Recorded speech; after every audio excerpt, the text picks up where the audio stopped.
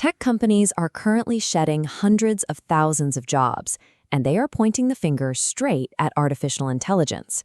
We are watching software rapidly swallowing up roles that used to require a human sitting at a desk. In early 2026, Block laid off nearly half of its workforce.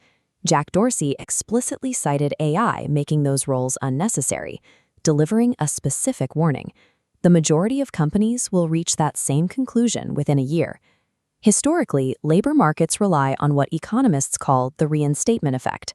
When industrial machines or early computers automated old tasks, the economy eventually created entirely new occupations to replace them. However, recent data suggests this balance is shifting. Researchers like David Otter have found that while displacement is intensifying, the creation of new work has slowed over the last 4 decades. AI is now entering a labor market where the traditional safety net of new task creation is failing to keep pace. This exposes a highly sensitive economic loop. Workers are the economy's consumers. When a company uses AI to remove a worker's income, that worker immediately loses their purchasing power. They stop buying things. Carry that trend forward, and companies are driving themselves toward an economic cliff. They are automating their way to infinite productivity, but zero consumer demand. So if the CEOs can see this cliff approaching, why aren't they hitting the brakes? To understand the trap, we have to isolate the math. Imagine a single theoretical company deciding whether to fire one human worker and replace them with an AI system. At the micro level, the incentive is massive.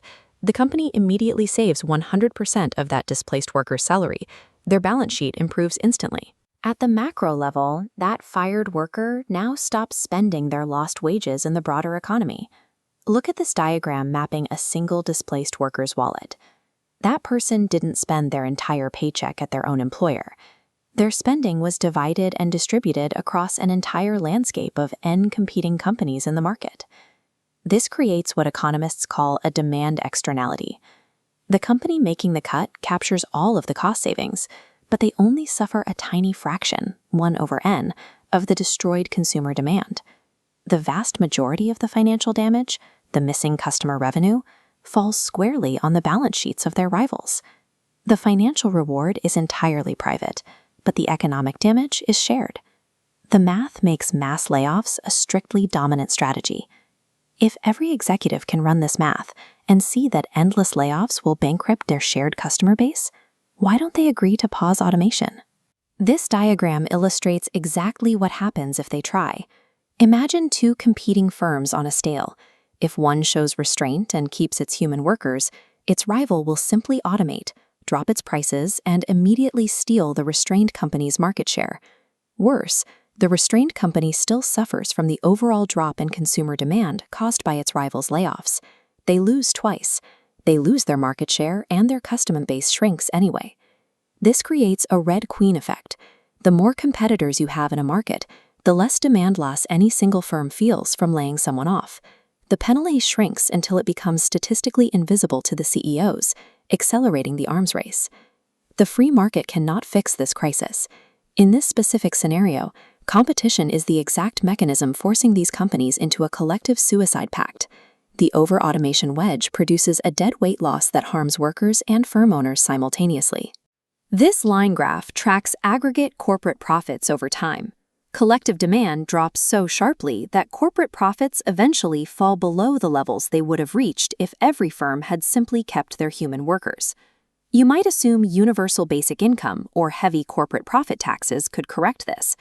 In a competitive model, they don't.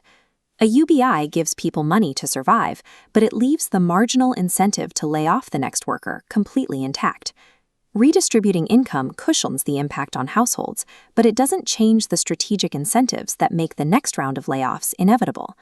To correct the distortion, the policy must address the specific margin where the demand externality resides. A Pigouvian automation tax achieves this by placing a charge on the per-task margin of automation. When the tax is set to equal the uninternalized demand loss, it neutralizes the financial reward, forcing each firm to account for the revenue destruction they impose on their rivals. The revenue generated from this specific tax can then be funneled directly into human retraining programs. As those workers find new footing in higher-paying roles, the demand loss shrinks. which naturally lowers the required tax over time. We cannot rely on the internal logic of the free market to solve a problem that is driven by competition itself. Only by forcing companies to account for the demand they destroy can we prevent a race towards zero.